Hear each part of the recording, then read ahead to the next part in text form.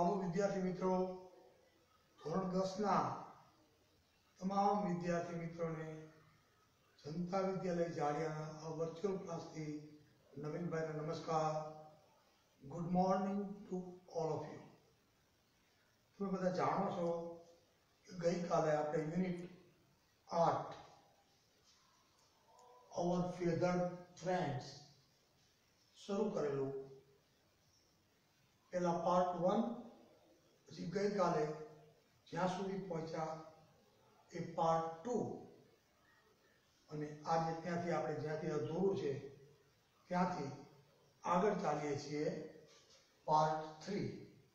જ્યારે તમારે યુનિટ 8 ના વિડીયો જોવા હોય ત્યારે પાર્ટ 1, પાર્ટ 2 અને પાર્ટ 3 એ ક્રમમાં જોવાના, એટલે આખું યુનિટ સળંગ આપણને સમજાઈ જાય. ફરી વખત એ વસ્તુ તાજી કરી દઉં કે આ યુનિટનો હેતુ બાળકો વિવિધ પ્રકારના પક્ષીઓની માહિતી મેળવે, એ પક્ષીઓના ખાસ કેરેક્ટરિસ્ટિક્સ, એની સ્પેશિયાલિટીઝ, એનો ખોરાક, કેટલા પ્રકારના પક્ષીઓ હોય, માઇગ્રેટરી બર્ડ્સ કયા કયા, સરાઉન્ડિંગ બર્ડ્સ કયા કયા, વોટર બર્ડ્સ કયા કયા, એ બધા પક્ષીઓની વિશેષતાઓ શું, પક્ષીઓ કેમ લુપ્ત થતા જાય છે, અને પક્ષીઓ આપણા મિત્રો છે. એનું પાઠનું શીર્ષક જ તમે જુઓ, અવર ફેધર્ડ ફ્રેન્ડ્સ. એ આપણા મિત્રો છે, અને પક્ષીઓ અને પ્રાણીઓ સિવાયની પૃથ્વીની આપણે કલ્પના પણ ન કરી શકીએ. એટલા માટે બાળકો વિશેષ આના વિશે માહિતગાર થાય, પક્ષીઓ વિશે જાણે, પક્ષીઓમાં રસ લેતા થાય, પ્રકૃતિમાં રસ લેતા થાય, એવા શુભાશયથી આ પ્રકારના યુનિટ છે એ પાઠ્યપુસ્તકમાં મૂકવામાં આવતા હોય છે. એટલે તમારે ગૂગલનો ઉપયોગ કરીને આમાં જેટલા પક્ષીઓનો ઉલ્લેખ આવે છે એ તમારે જોવાનું છે, એને ડાઉનલોડ કરવાના છે, અને સરસ મજાનો પક્ષીઓનો પ્રોજેક્ટ જો તમે ઈચ્છો તો, if there is a will there is a way, મન હોય તો માળવે જવાય, એમ સરસ મજાનો project water birds, birds of surrounding areas અને વાઇલ્ડ બર્ડ્સ, આવા અલગ અલગ વિભાગ પાડીને you can make a beautiful project of birds. આવું તમે કરી શકો ઘરે બેઠા બેઠા, સરસ રીતે ધારો તો. બરોબર? એટલે આવું કશું નવું કરજો, ખાલી પાઠ ભણી નાખશું એમ નહીં. ચાલો આપણે જ્યાંથી અધૂરો પાઠ છોડ્યો છે ત્યાંથી આપણે આગળ ચાલીએ છીએ.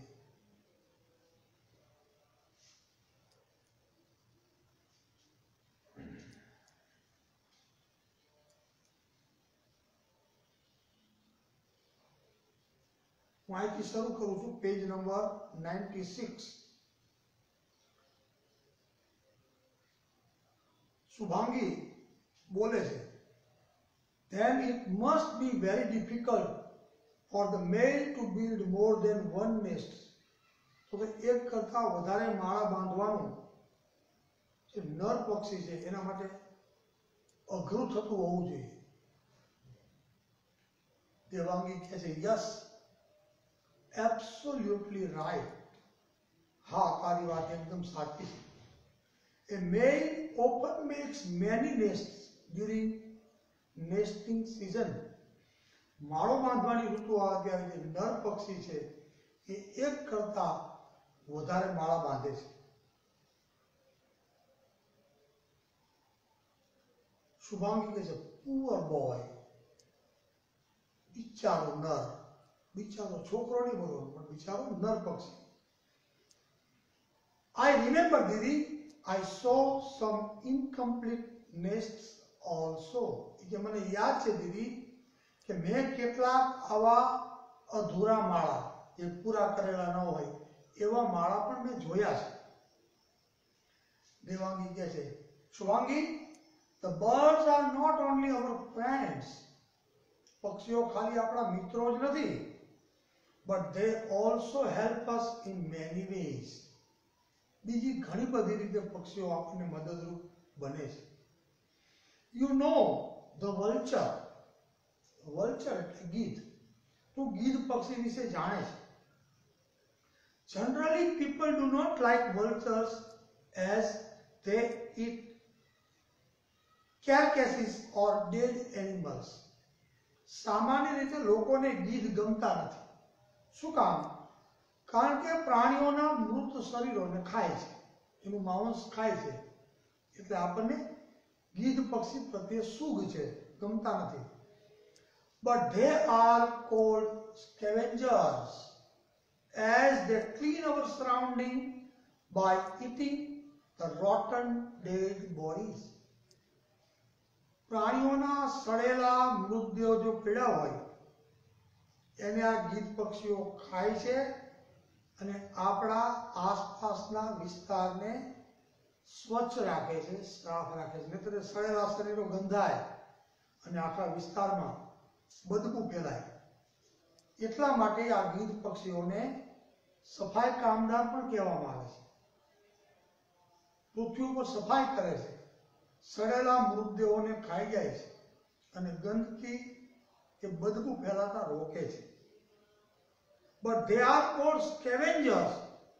પણ ખરેખર એ સફાઈ કામદારો કહેવાય છે, સફાઈ કરનાર પક્ષીઓ ગણાય છે. Because એટલે because કારણ કે તે ક્લીન અવર સરાઉન્ડિંગ, આપણા આસપાસના વિસ્તારને ચોખ્ખો રાખે છે. By eating the rotten dead bodies, સડેલા મૃત શરીરોને ખાઈને આપણા આજુબાજુના વિસ્તારને ગીધ પક્ષી સ્વચ્છ રાખે છે. ઓબ્ઝર્વ ઇટ્સ બીક ઇન ધ પિક્ચર. એનું ચિત્ર જોવો ગીધ પક્ષીનું, એમાં ગીધની જે ચાંચ છે એનું અવલોકન કરો.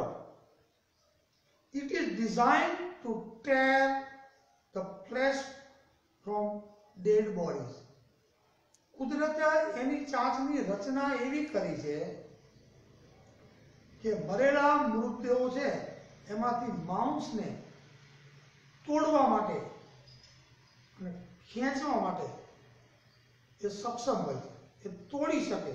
એની ચાંચનું તમે ઓબ્ઝર્વેશન કરજો, આમ અને પછી આમ વાંકી ચાંચ હોય છે. It is designed to tear the flesh from dead bodies. અને એની ચાંચની આવી રચના મરેલા મૃતદેહોમાંથી માંસને તોડીને ખેંચવા માટે આવા પ્રકારની રચના એની ચાંચની કુદરતે કરેલી છે. Shubhangi, yes, the curve of the beak is very sharp. એની ચાંચનું વળાંક જે હોય છે એ એકદમ શાર્પ હોય છે. દીદી, I have not seen any vulture soaring in the sky for last so many months.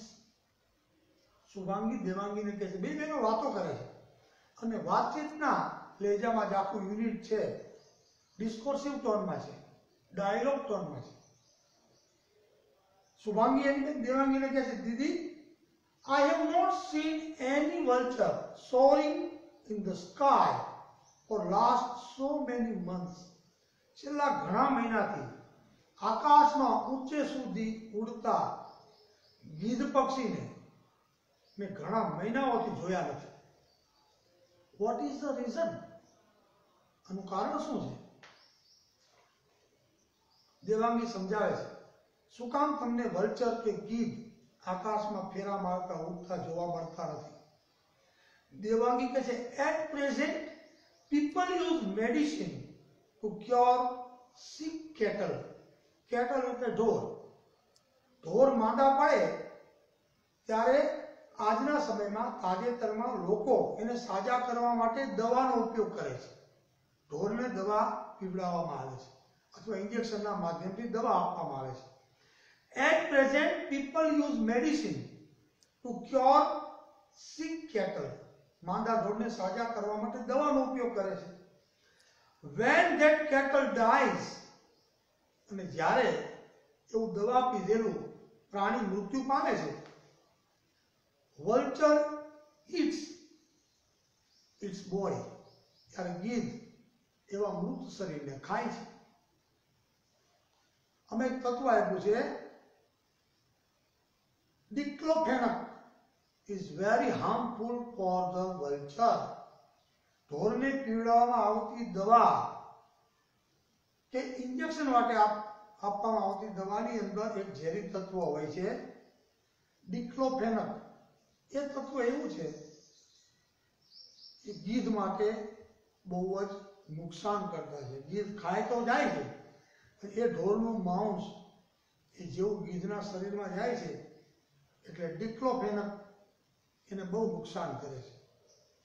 After eating સચ ફ્લેશ, આવું ડિક્લોફેનક મિશ્રિત માંસ એ જ્યારે ખાય છે ગીધ, it slowly dies within a few days. એટલે થોડા દિવસની અંદર જ એ ગીધ છે એની ઝેરી અસરને કારણે મૃત્યુ પામે છે. Nearly 97% of culture population is lost. 97% જેટલી ગીધની વસ્તી છે એ લગભગ નાશ પામી છે, લુપ્ત થઈ ગઈ છે. શુભાંગી આગળ પ્રશ્ન કરે છે, it simply means that we, the human beings, are very selfish. એનો સામાન્ય અર્થ તો એવો જ થાય, આપણે માનવીઓ બહુ સ્વાર્થી છીએ. We do not care for other living beings on the earth. પૃથ્વી ઉપર જીવતા બીજા સજીવો પ્રત્યે આપણે એટલી બધી દરકાર લેતા નથી, એની બહુ દરકાર કરતા નથી. Why are you not doing anything to save the birds? પક્ષીઓને બચાવવા માટે કેમ આપણે કશું કરતા નથી? એવો શુભાંગી પ્રશ્ન પૂછે છે. દેવાંગી કહે છે, you can offer grains and water for birds. તમે પક્ષીઓને ચણ, અનાજના દાણા કે પાણી આપી શકો છો. Nowadays we get to see very few sparrows, right? Where have they gone? Devangi શુભાંગીને સમજાવતા કહે છે, અત્યારે તો જો આપણને બહુ જ ઓછી ચકલીઓ જોવા મળે છે, ભાગ્યે જ ચકલીઓ જોવા મળે છે. સાચું? Where have they gone? આ ચકલીઓ ગઈ છે ક્યાં? શુભાંગી વિચાર કરે છે, આપણે વિચાર કરીએ ને, they have perhaps gone to their mama's home for vacation. એ કદાચ એના મામાના ઘરે વેકેશન કરવા ગઈ છે. Devangi, what about the other days? તો પછી બીજા દિવસોનું શું? શુભાંગી કહે છે, I don't know. મને ખબર નથી. Will you please explain?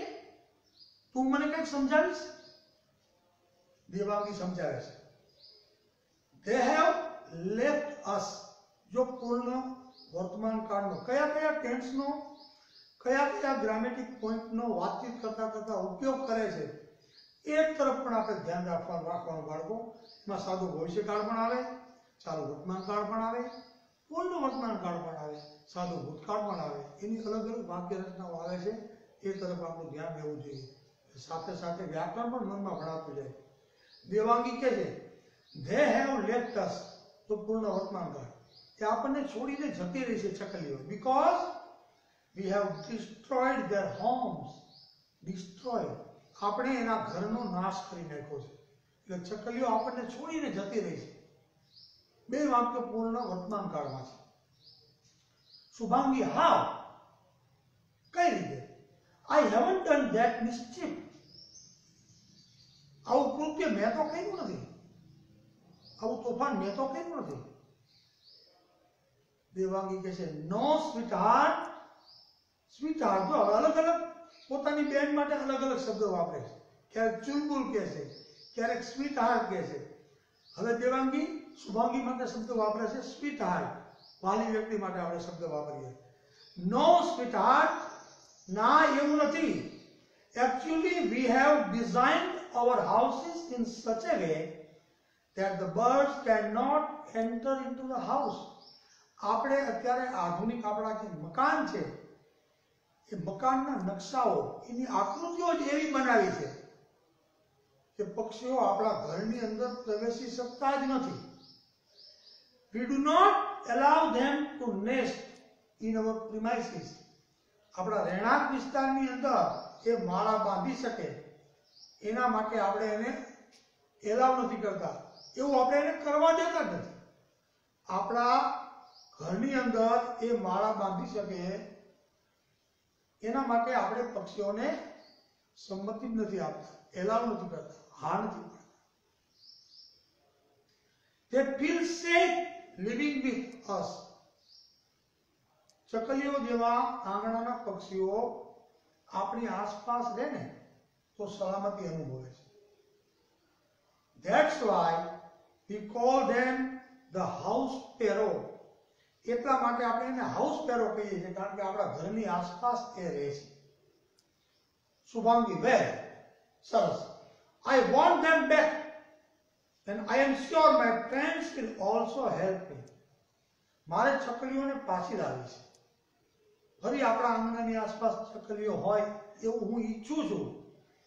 And I am sure, અને મને ખાતરી છે, my friends will also help me. આવું કરવામાં મારા મિત્રો પણ મને મદદરૂપ બનશે.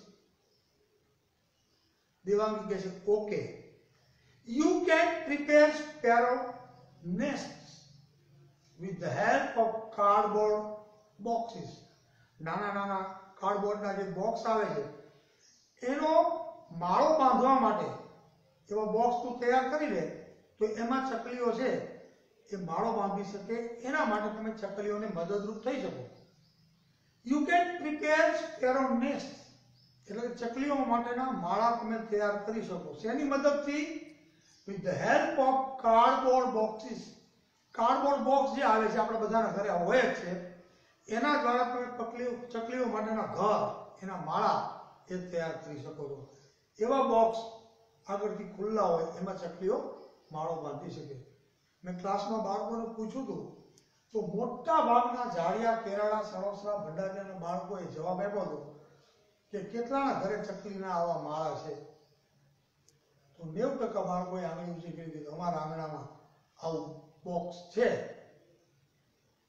તો બહુ સારી વાત છે. આપણે ચકલીને બચાવવા માટે સૌ સહિયારો પુરુષાર્થ કરી રહ્યા છે. મોટા ભાગના લોકોના ઘરે આવા ચકલીના માળા છે. Do not feed birds ગાંઠિયાસ as it is very harmful to their stomach. શું કહે છે? પક્ષીઓને ગાંઠિયા ન ખવડાવશો, કારણ કે એમની હોજરીને એ બહુ નુકસાન કરતા છે. ગાંઠિયા પક્ષીઓ ખાય તો એની હોજરીને બહુ નુકસાન કરે છે. Put some grains like rice, millet, etc. જુવાર કે ચોખાના દાણા, અનાજના, એ મૂકો. and water in a dish, અને ડિશની અંદર પાણી મૂકો. They will surely come to play with you. ચકલીઓ ચોક્કસ તમારા આંગણામાં રમતી રમતી આવશે કે રમવા આવશે, તમારી સાથે રમશે. Then you and your friends can sing a song. અને પછી તમે અને તમારા મિત્રો સાથે મળીને ગીત ગાઈ શકો. કયું ગીત? આપણે નાના હતા ત્યારે બાળ ગીતના સ્વરૂપમાં આ ગીત ગાતા. ચક્કી બેન મારી સાથે રમવા આવશો કે નહીં, આવશો કે નહીં? ચક્કી બેન આ ગીત આપણે ગાતા. તમને હજી પણ આવડતું નથી બાળકો. શુભાંગી કહે છે, one more question દીદી, હજી એક વધારે પ્રશ્ન પૂછું? દેવાંગી કહે છે, oh sure, અરે ચોક્કસ પૂછ, હું તને જવાબ આપવા તો બેઠી છું. Shubhangi, please tell me about migratory birds. એટલે કે સ્થળાંતરિત પક્ષીઓ બીજા દેશમાંથી ઉડીને આપણા દેશમાં આવે છે, સ્થળાંતર કરે છે, એવા પક્ષીઓ વિશે મને કંઈક કહે. દેવાંગી કહે છે, વેલ શુભુ, તો હવે એના માટે શુભુ શબ્દ વાપરે છે. શુભુ, every year we have thousands of birds as our guests from Europe, Siberia and other cold countries. શુભુ, દર વર્ષે યુરોપ, સાઇબેરિયા અને બીજા ઠંડા દેશોમાંથી હજારોની સંખ્યામાં પક્ષીઓ આપણા દેશમાં આવે છે. Birds like pelicans, cranes, various ducks and rosy pastors travel thousands of kilometers to fly to India. પેલિકન્સ, મોટી ચાંચવાળા પક્ષી આવે છે, એનો ફોટો તમે જોજો. પછી ક્રેન્સ, ક્રેન્સ એટલે બગલાઓ, મોટી ચાંચવાળા. અલગ અલગ પ્રકારના ડક્સ, બતક. અને રોઝી પેસ્ટોનું ચિત્ર મેં તમને કાલે બતાવ્યું હતું. આ બધા જે પક્ષીઓ છે એ હજારો કિલોમીટર ઉડી અને ભારત તરફ આવે છે. શુભાંગી કહે છે, rosy pastor, this name sound sweet. કે રોઝી પેસ્ટો, આ નામ તો સાંભળતા જ સારું લાગે છે. What is that? દેવાંગી કહે છે, it is a bird like our myna. આપણું જે મેના પક્ષી આવે છે એવું જ આ દેખાવમાં લાગતું પક્ષી છે રોઝી પેસ્ટો. તમારે રોઝી પેસ્ટોને જોવાનું છે આજે. તમારે યુટ્યુબમાં જઈને રોઝી પેસ્ટોર, પેલિકન્સ, ક્રેન્સ આ બધા પક્ષીઓના ચિત્રો ડાઉનલોડ કરીને આજે મને અપલોડ કરવાના છે. તમે સીધું ચિત્ર જ જુઓ એટલે તમને પક્ષી વિશેની બધી જ માહિતી ઓનલાઈન મળી જશે. Rosy pastor is vaiya in Gujarati. ગુજરાતીમાં આપણે એને વૈયા કહીએ છીએ. એ જ રોઝી પેસ્ટોર છે. It's colour is dull brown and pink. એના આખા શરીરનો ઓવરઓલ તમે અભ્યાસ કરો તો ફીકો ભૂખરો રંગ છે અને ક્યાંક ક્યાંક ગુલાબી છાંટ પણ જોવા મળે છે. એવા પ્રકારનું રોઝી પેસ્ટોર છે, એ પક્ષી છે. શુભાંગી કહે છે, it is a same one I see during winter flying in the flock. આ તો એવા જ પ્રકારનું પક્ષી છે કે શિયાળામાં હું ટોળામાં ગોળ રાઉન્ડમાં આકાશમાં ઉડતા પક્ષીઓને જોઉં છું. એવા જ પ્રકારનું આ પક્ષી તો વર્ણન કરે છે એના આધારે લાગે છે. દેવાંગી કહે છે, ગુડ ઓબ્ઝર્વેશન, ગુડ ઓબ્ઝર્વેશન. તારું અવલોકન ખૂબ સારું છે. This bird arrives in India in June-July from Europe. આ યુરોપથી આ પક્ષી જૂન જુલાઈમાં ભારતમાં આવે છે and returns in March April. અને માર્ચ એપ્રિલમાં પાછું ફરે છે. શુભાંગી કહે છે, how do they travel without any map? કોઈ નકશા વગર આ પક્ષીઓ આટલી બધી મુસાફરી કઈ રીતે કરે છે? એની દિશા કઈ રીતે સમજાય છે? દેવાંગી સમજાવે છે. આપણે પણ આના દ્વારા જાણવાનું છે. They take help of the sun to find their way. એમનો રસ્તો શોધી કાઢવા માટે એ સૂર્યનો ઉપયોગ કરે છે. While they come, they travel in the early morning. એ જ્યારે આવે છે ત્યારે સવારના સમયે આવે છે. સવારના સમયે મુસાફરી કરે છે. And during return migration, પરત સ્થળાંતર કરે છે જ્યારે પક્ષીઓ પાછા ફરે છે, they fly in the evening. ત્યારે સાંજના સમયે ઉડે છે. આ પક્ષીઓની ખાસિયત છે. શુભાંગી કહે છે, do they all use the same pattern for migration? સ્થળાંતરિત માટે આ બધા જ પક્ષીઓ એક જ પ્રકારની રીતનો ઉપયોગ કરે છે? દેવાંગી કહે છે, of course not. અલબત્ત નહીં, ના. Migratory birds fly in different patterns. સ્થળાંતરિત પક્ષીઓ જે એક જગ્યાએથી ઉડીને બીજી જગ્યાએ જાય છે એને માઇગ્રેટરી બર્ડ કહેવાય. આ પક્ષીઓ અલગ અલગ રીતનો ઉપયોગ કરે છે. Birds like cranes, ducks and geese fly in a formation of V shape. હંસ છે, બતક છે, બગલાઓ છે, એ વી આકાર બનાવે છે. આકાશમાં ઉડે ત્યારે વી ફોર્મેશનમાં, વી આકારમાં ઉડે છે. Certain ducks, warblers and flycatchers travel in groups.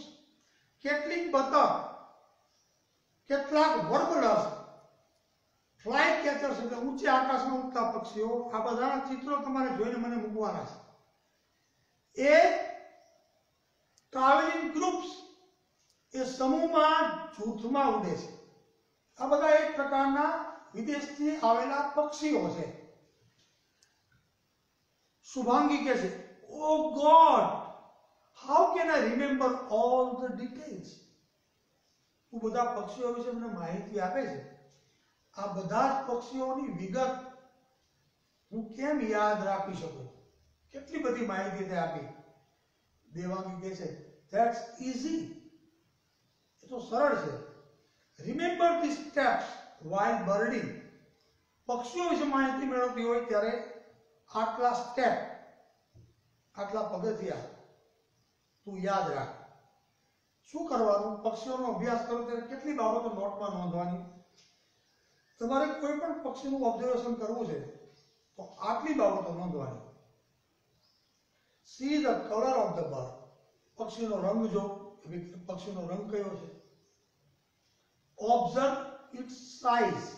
પક્ષીનું કદ, એનું અવલોકન કર. Notice the shape and length of the bill and tail.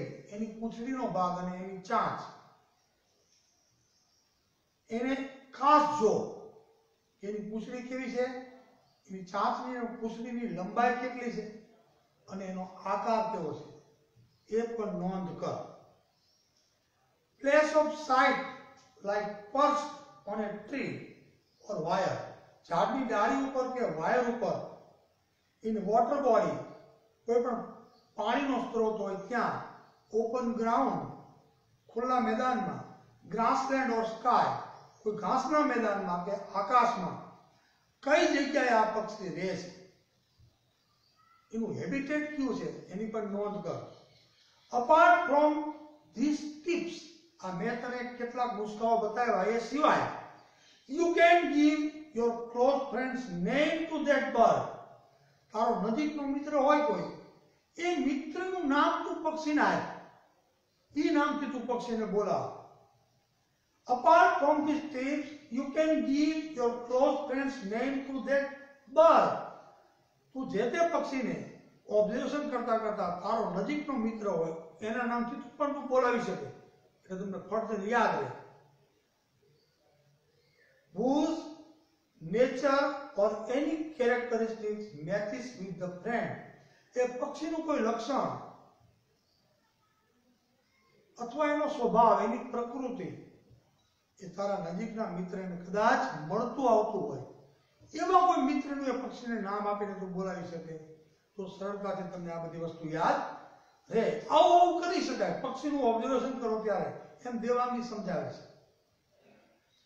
અમે વિદ્યાર્થીઓને હિંગોળગઢના જંગલમાં લઈ જતા, વિછિયાની બાજુમાં, ત્યારે બાળકોને નોટની અંદર આવી બધી નોંધ કરાવતા.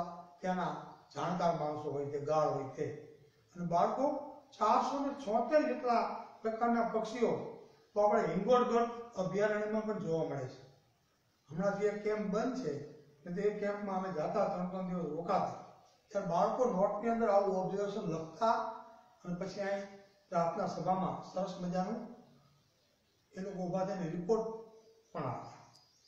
શુભાંગી કહે છે that's true. Thank you Didi for introducing me to the colorful world of birds. પક્ષીઓની આ રંગીન દુનિયાથી મને માહિતગાર કરવા માટે દીદી તારો ખૂબ ખૂબ આભાર. દેવાંગી કહે છે yes, my brain fever bird. તો પાછું નવું વિશેષણ વાપરે છે કે મારું માથું ખાનારા પક્ષી. એવું ગુજરાત કેવું કરવાનું? દેવાંગી કહે છે હા, મારું માથું ખાનારા પક્ષી, માય બ્રેઇન ફીવર બર્ડ, એમ શુભાંગીને કહે છે હસતા હસતા આનંદી. તો મિત્ર છે, દેવાંગીની મિત્ર છે, બોલે છે વોટ ઇઝ ધેટ? એ કે આ બ્રેઇન ફીવર બર્ડ તો મેં ક્યાંય જોયું નથી, એ શું છે? શુભાંગી કહે છે એ બર્ડ લાઈક શુભાંગી, કે શુભાંગી જેવું પક્ષી એમ. શુભુ સર્ચ અબાઉટ ધીસ બર્ડ. એ કે શુભુ આવા પ્રકારના પક્ષીને સર્ચમાં આવા પ્રકારનું પક્ષી શોધી કાઢે, આનંદ કરે છે. મિત્ર છેલ્લે કહે છે રિમેમ્બર શુભુ, શુભુ તું યાદ રાખજે, we need birds on the earth as they eat up insects harmful to our crops. આપણે પૃથ્વી ઉપર પક્ષીઓની જરૂરિયાત છે, કારણ કે આપણા પાકને નુકસાન કરતા જંતુઓને એ પક્ષીઓ ખાઈ જાય છે. They are also helpful in spreading of seeds. જે બિયારણ છે એને વેરવામાં, એને સ્પ્રેડ કરવામાં પણ પક્ષીઓ ઉપયોગી છે. કોઈ પણ ચણ પક્ષીઓ ખાય અને અલગ અલગ દિશાઓમાં ઉડે અને એના ચરકથી બીજી જગ્યાએ એ વૃક્ષ ઉગી નીકળે છે. એટલે બિયારણને એક જગ્યાએથી બીજી જગ્યાએ સ્પ્રેડ કરવાનું મહત્વનું કામ પક્ષીઓ કરે છે, એમાં એ મદદરૂપ બને છે. They are also helpful in spreading of seeds. They entertain us with their sweet calls. એના મધુર ટહુકાથી પણ પક્ષીઓ આપણને આનંદિત કરે છે, આપણને મનોરંજન પૂરું પાડે છે. Take care of birds. પક્ષીઓનું ધ્યાન રાખો. They are the true indicators of a healthy environment. તંદુરસ્ત પર્યાવરણ માટે એ ખરેખર ગુજરાતીમાં આપણે શબ્દ વાપરીએ છીએ સંવાહકો છે. They are the true indicators of a healthy environment. પૃથ્વીનું તંદુરસ્ત કે સ્વચ્છ પર્યાવરણ રહે એના પક્ષીઓ સાચા વાહકો છે. તો ગુજરાતીમાં સાચો શબ્દ છે એના વાહક છે. એવા પક્ષીઓનું આપણે સૌ ધ્યાન રાખીએ. છેલ્લે શુભાંગી કહે છે, થેન્ક યુ દીદી. દીદી તમારો ખૂબ ખૂબ આભાર. તો શુભાંગી, મિત્ર અને દેવાંગી ત્રણ પાત્રોના માધ્યમથી પક્ષીઓની દુનિયામાં આપણને આ યુનિટમાં સફર કરાવી. કેટલા કેટલા પ્રકારના પક્ષીઓ છે, વિદેશી પક્ષીઓ કેટલા છે